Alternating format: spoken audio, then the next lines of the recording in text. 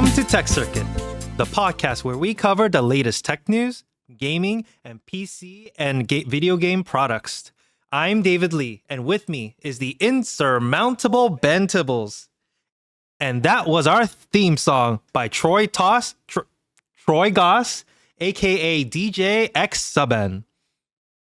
And you know what I found out recently? That song, by the way, the Tech Circuit theme song is called Amber Mountain Region.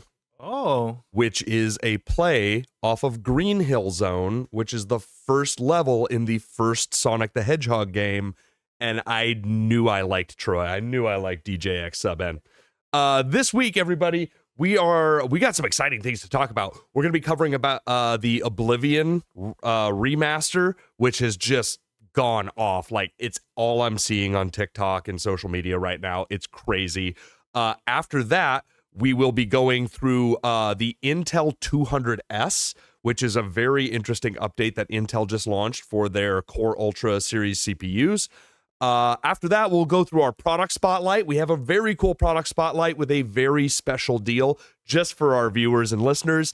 After that, we'll be covering some news in the world of gaming mice. And we'll be wrapping up with the YO User Circuit, which is our segment where we talk to you and we ask you questions about your gaming setup. But first, let's dive right in. Oop, get rid of that. Oblivion Remastered. Yes. Came out of wow. nowhere. It looks incredible. I've been seeing the side by sides. One of my favorite comparisons is there's, people on TikTok who are showing the original Oblivion armor sets and then comparing them to the remaster armor sets. It is night and day. It's like Baby Town Frolics versus Da Vinci. Like, it's beautiful. Look at Patrick Stewart's character, who I can't remember the character's actual name. Emperor. I loved this game. Have you ever played Oblivion? Yeah, I played I didn't play through all of it, but I definitely played it just to get a little history before jumping into Skyrim. And yeah, you could definitely, I was like, this is the prequel to Skyrim. This is definitely, reminds me of like the early 2000s and just like all of that evolution. Oh, wow. It is definitely history, and it was the most amazing surprise when they released it, just out of nowhere, almost. Yeah, absolutely. So Bethesda obviously has a pretty solid track record. Not immaculate. There have been stumbles and things like that. Oblivion, I feel like, was much beloved. I don't think it has quite the fan following that like the game before it, Morrowind, currently has, and obviously I don't think it was played as broadly or as long as Skyrim has been played. But one of my favorite things about the remaster, not only did they introduce mounts, which is great, it's a good addition, Bethesda, but also I know for a fact there are dozens, hundreds, maybe thousands of people out there who would never have played Oblivion. Oh, they would have never gone back to play it because of the barrier of the graphics. And it's a fun game. Like, the mechanics are fun. The story's fine. It's like it's a good story. It's not like an amazing story, but it's like a good story. So what I'm excited about with these remasters is now there are people who will play Oblivion. Do you think you're going to play the remaster? Oh, yeah, 100%. Yeah? There's not a question about it. I just have to finish through a couple things that I'm currently on, like the new title update for Monster Hunter came out, and Expedition 33 came out like on the same day. And so I want to see how I see after playing those two, but definitely this is going to be right there on my list. I was writing funeral eulogies for my friends. Here lies Jeremy, gone too soon from the gaming world, gone to Oblivion for the next 2 weeks. Yeah. I mean, that's kind of what I'm seeing, is people being like, oh, it's a beautiful day, I guess I'll play Oblivion for 18 hours straight. Which is, I mean, that's fantastic. It's Unreal Engine 5, lighting focused, graphics remastered, handmade reskins. Is that what I'm seeing?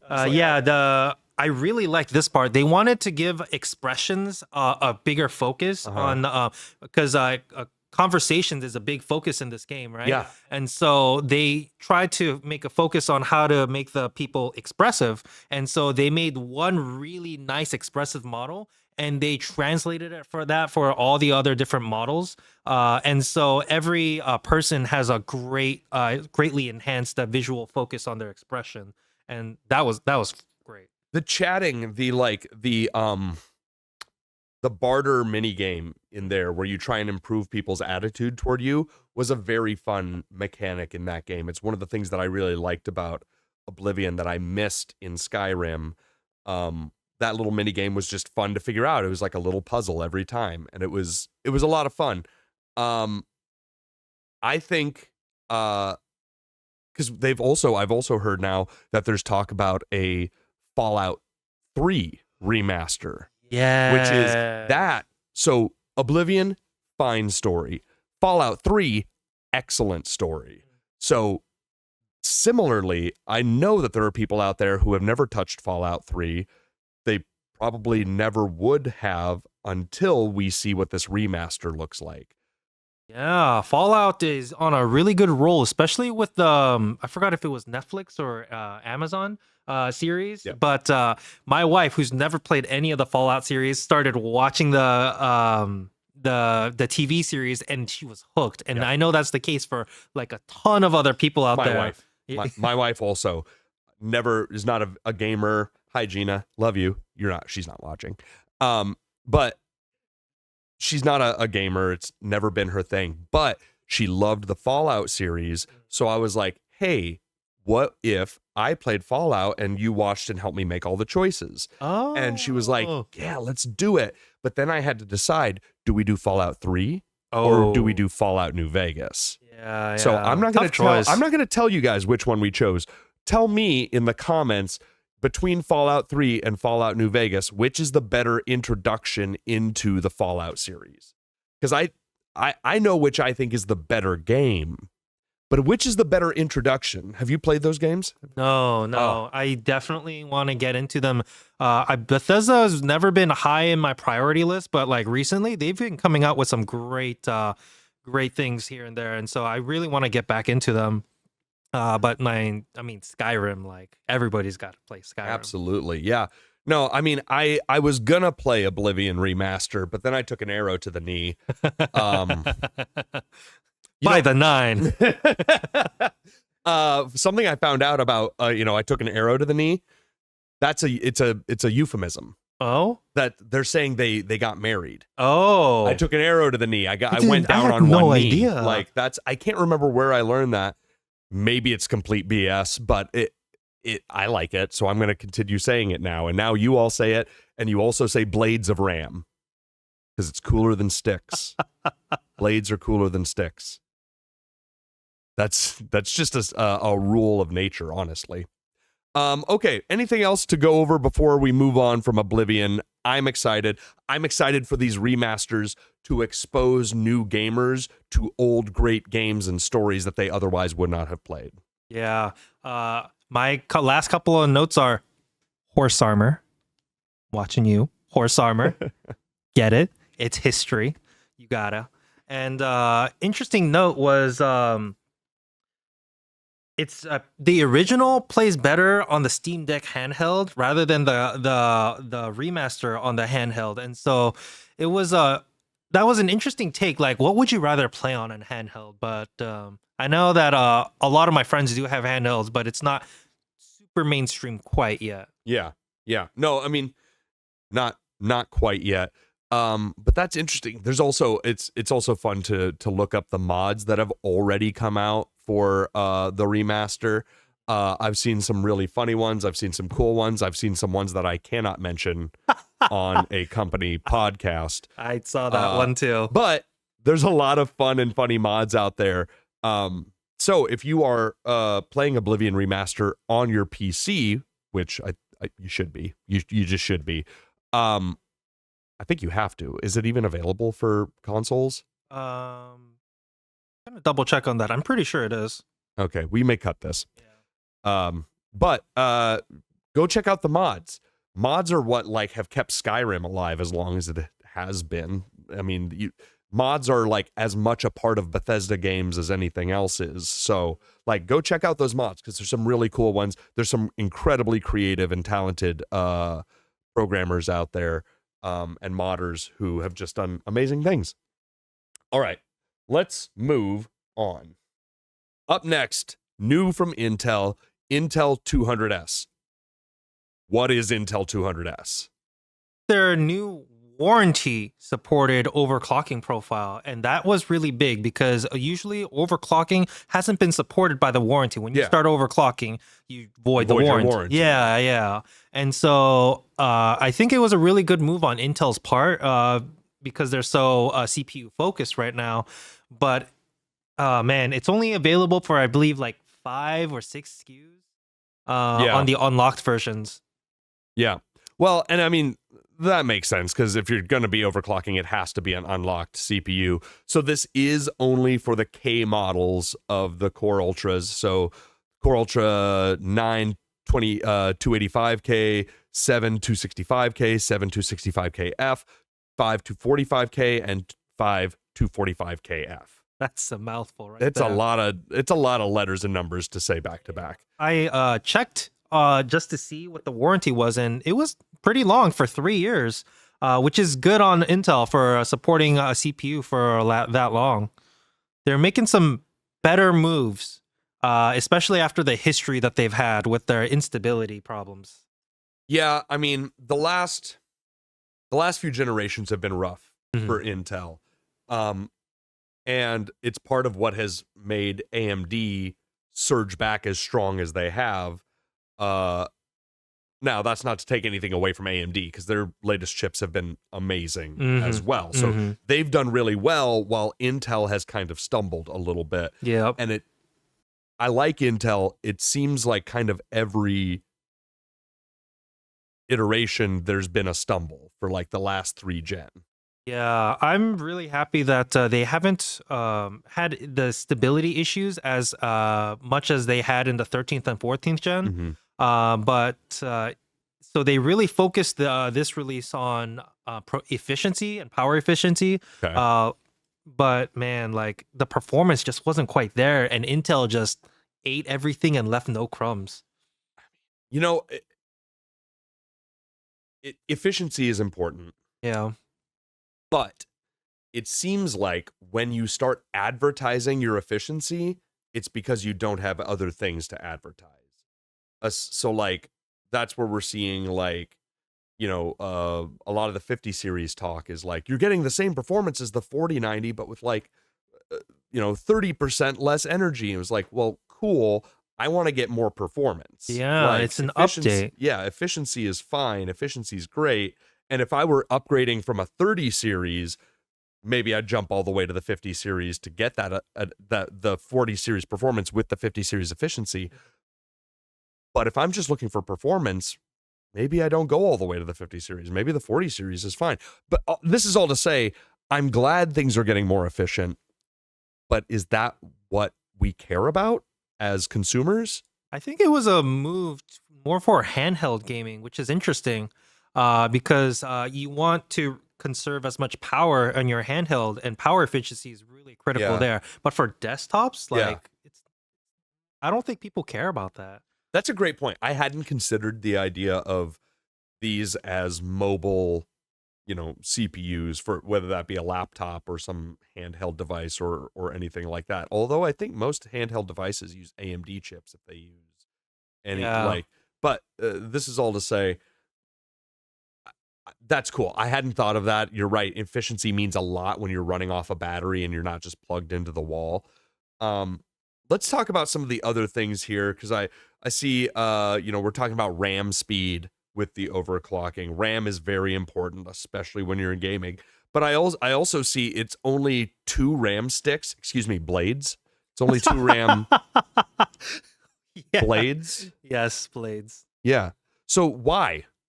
Like, why are they only doing 2 RAM blades? Like, I don't think the technology is quite there set up to have to run the RAM blades at that speed.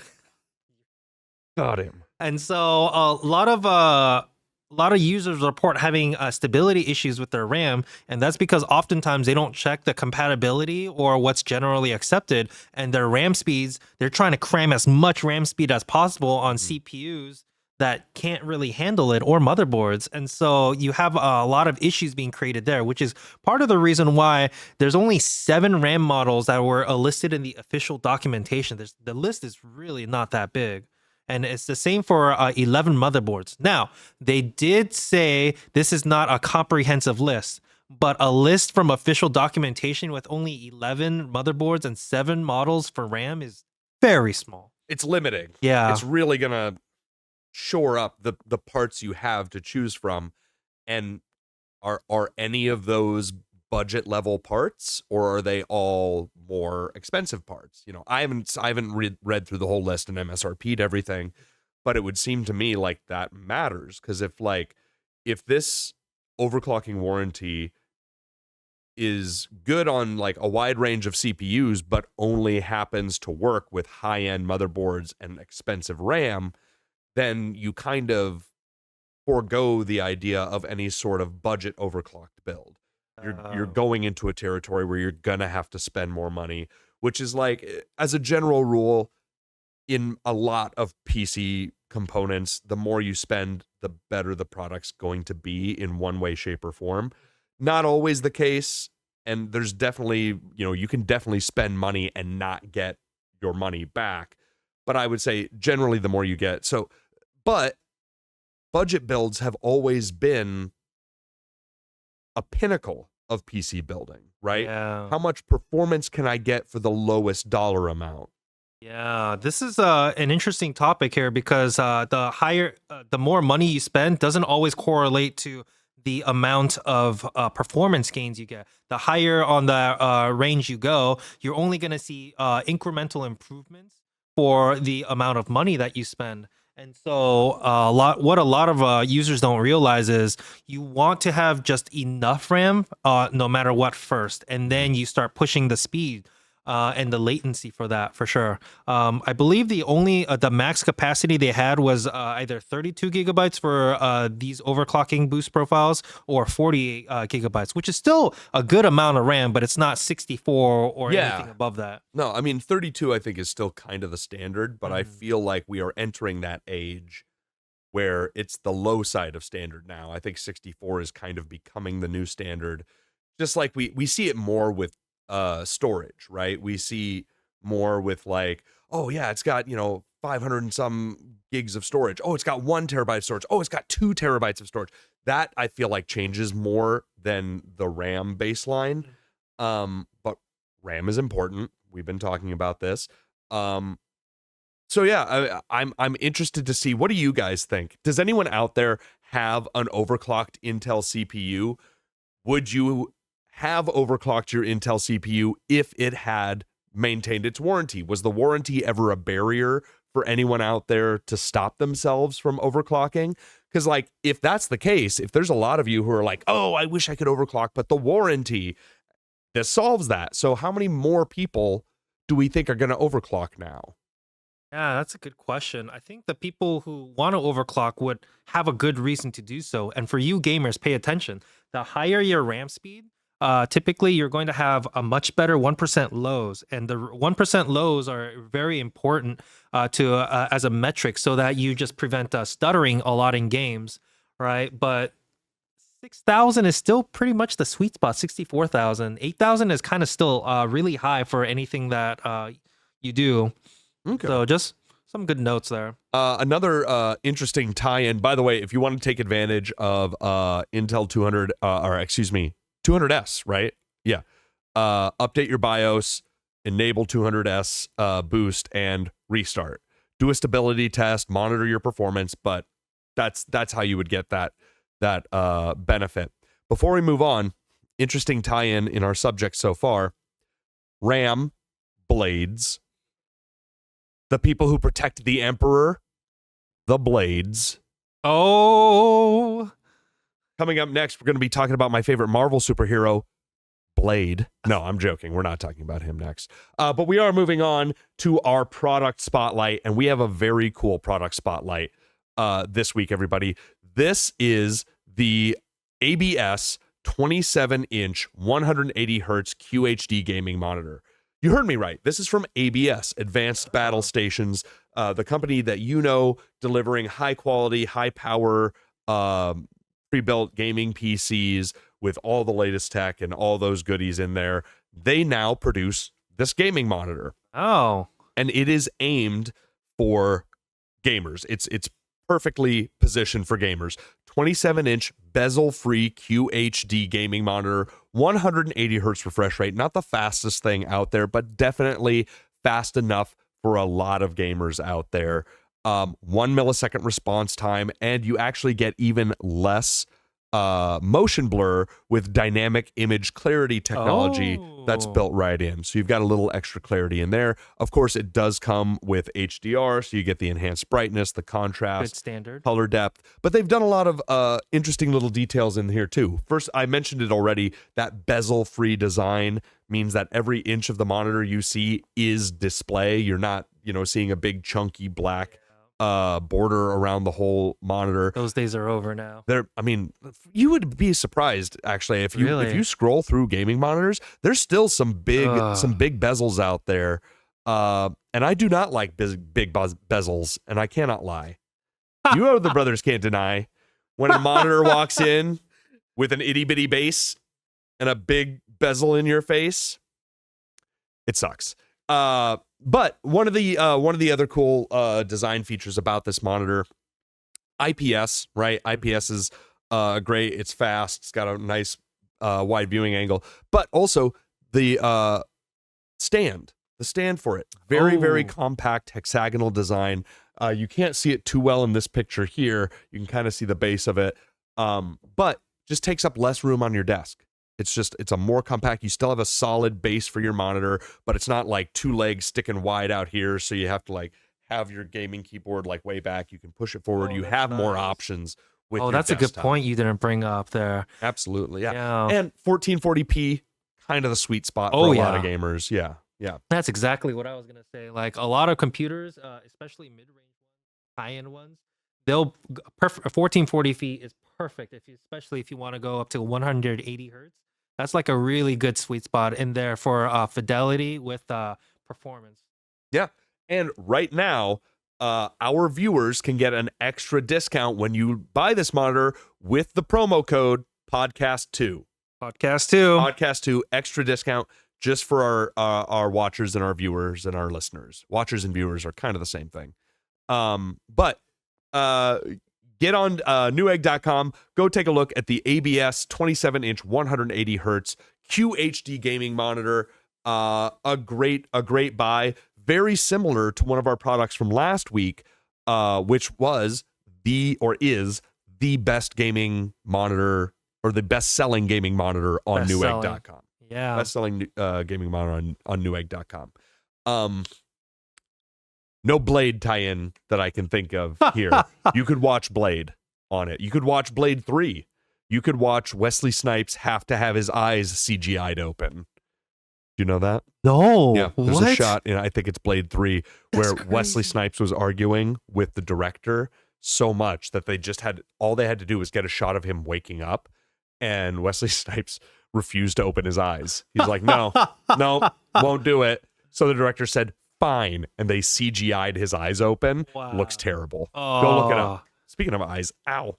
Oh no. My allergies just hit today, folks. I don't have the 28 days later disease just in this eye. It's just allergies, I promise. All right, moving on to our last subject. We have there was a leak. Right? Yeah, this is the VT7 from Rapu. I found this scouring Reddit, and I really like the specs on it. They were talking a lot about it, and one of the biggest things was it's super lightweight, and it has 500 hours of battery life. That's a lot. That is a lot. It's on par with the the Alpha 3 wireless headset, where they have advertised 300 hours. I love when new gadgets really push the boundaries on like how much you're able to use it in different ways. And this one, you like almost never have to charge. That's cool. I mean, that's awesome. Charging your gaming mouse is annoying. Like charging any controller or anything like that is annoying when you have to like stop using it for a while, or now you have to have it tethered or anything like that. Can be quite irksome. But I want to know what types of gaming mice you use out there. What type of gaming mouse do you use? I was just looking at my mouse the other day. I used a Death Adder. I think it's a V2 or a V1. It's old. Razer Death Adder. Yeah, but I actually used it so much I dug into the rubber and wore it all out all the way to the plastic body. It was. You might need to lighten your click intensity a little there, or don't. I mean, you can always upgrade at Newegg.com. Hey. Got a lot of gaming mice out there, but I want to know what gaming mouse you use. Do you like a traditional style like this? Do you like it with the numpad on the side? Do you like the claw grip? I mean, I've seen some crazy style gaming mice out there. I want to know. So, getting into this leads us perfectly into our next bit, the YO user circuit. Which is where we interact and engage with you. And I want to know for pictures this week, because we got a few more gaming PC submissions that we're going to look at in a second here. But before we look at the gaming PC, I want you to share with us your desktop layout. Not on your PC, that's fine. But show me your actual desktop. What's your gaming space look like? Do you have a big RGB gaming mouse pad? Do you have a more small mouse pad, gaming keyboard? How many monitors? I want to see. Show us your gaming setup. I want to see the gaming mouse you're working with too. Show us the Argaba. Show us that Argaba, that RGB. Show us that RGB. It makes everything run faster. I want to see your RGB. You can post those pictures to our social media on Blue Sky and Twitter at just search for Tech Circuit Podcast. You can find us there, or you can email those pictures to podcast@newegg.com.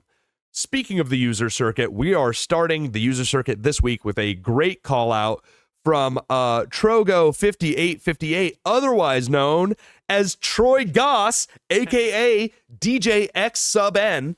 Which I was wrong last week. It actually stands for Infinite Unknowns. Oh. Not Infinite Possibilities, Infinite Unknowns. But Troy says, too funny, Ben. Yeah, X Sub N. It's 3 syllables. Thank you.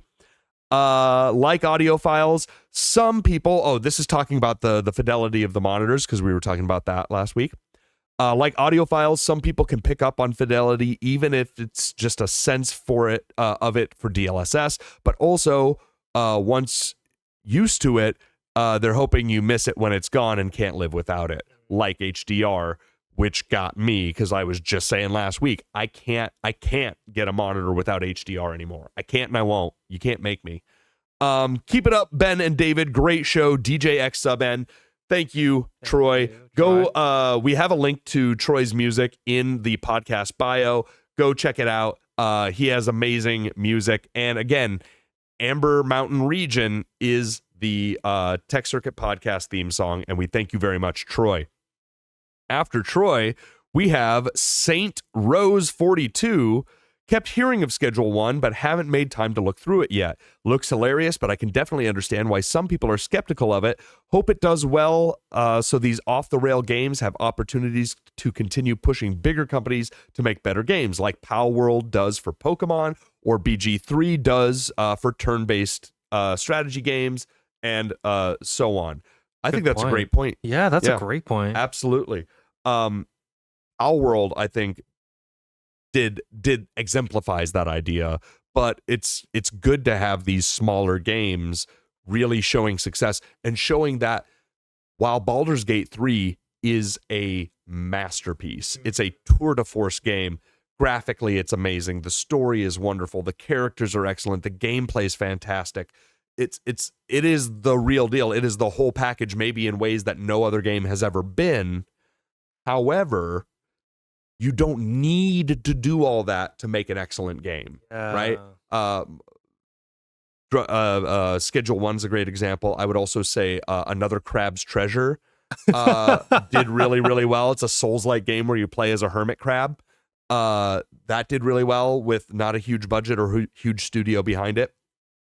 Finally, forgive me if I say your name wrong, Razier, Razear, who I believe has commented on our content before, came in hot with a hot opinion. AI can replace artists, lawyers, writers, etc., but it can't make you a sandwich or unclog a toilet. The white-collar class aren't safe from the wrath of AI, but those in skilled labor and trades are, which is an interesting point.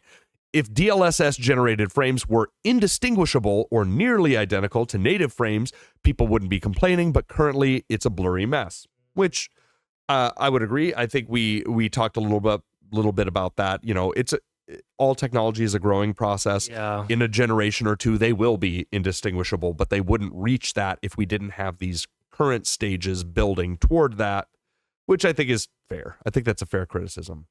If dealing virtual drugs is problematic, what does that say about games that allow the player to unalive virtual civilians? In-game behavior doesn't carry over to the real world. This has been long debunked. I agree. It's what we talked about last week. You know, violent video games do not make violent people. But I think there is still a hesitation, a cultural hesitation, if maybe nothing else, to say like substance dealing video game, super okay. We love it. You know, like I don't think that there would be video games about being a madam of the evening that would go particularly well, but I could be wrong. I'm sure that game actually probably exists. All right. Last but not least, these are our two builds of the week, and I love them both. They're both beautiful, great RGB. RGB. The one on the left is from a user who went by Casey S. I love the lit up cables. Yeah. It's such a cool look. I love how the colors are all unified. There's a definitely great theme going on there. It's so clean, man. You did a great job. Absolutely. Great job, Casey. And then over on the right is a beautiful build. And I very much love the RGB layout here. Because if you notice, like the RAM, the CPU cooler, all the CPU cooler fans are that kind of, neon green, but then these all have this kind of vaporwave multicolor RGB thing going on. It creates kind of a two-zone look within the PC, and I think that's so cool. But also, I think the user's name, Replican, instead of Replicant, I think that's really funny. So good job, Replican. Don't be a replicant, be a replican. I'm kind of curious about the way that his airflow is directed, because he has a lot of fans on almost all sides of his computer. So I'm kind of curious if you'd like to comment us back about what direction the airflow is going throughout all the fans. That's a good point. I mean, I would have to imagine we're doing like intake, exhaust. I can see that, yeah. Because like this wouldn't be exhaust. This might be. Yeah, but they're like, I feel like the fans are facing the same way, so they're both blowing the same direction. I can't tell if it's inwards or outwards. It's probably in. I hope it's in, because I don't know. Replicant, I'm worried about your system. Tell us what your pressure's like. Positive, negative, static. Okay, everybody, that has been another episode of Tech Circuit. Thank you all so much. Please go find us on Blue Sky and Twitter at Tech Circuit, or just search for Tech Circuit Podcast. You'll find it. Show us your gaming desktop. I want to see your rig. I want to see the mouse pad, the mouse, the monitor setup. Like I want to see it all. So send us those pictures to Blue Sky and Twitter, or email us at podcast@newegg.com. Also, tell us about, your opinions on other remaster games. Are you excited for Oblivion? Have you played it already? If you are playing the remaster, did you ever play the original? If you played the original, do you plan to play the remaster? And what other games do you want to see remastered? I'm very excited to see Fallout 3 getting remastered. Master all the games. Remaster them all. Okay, everybody. Remember, follow us on social media. You can find us on YouTube at Newegg Studios. Our theme music was written by Troy Goss, aka DJ X Sub N. And my name is Ben Tibbles. I'm David Lee. And this has been Tech Circuit. We'll see you next week, everybody.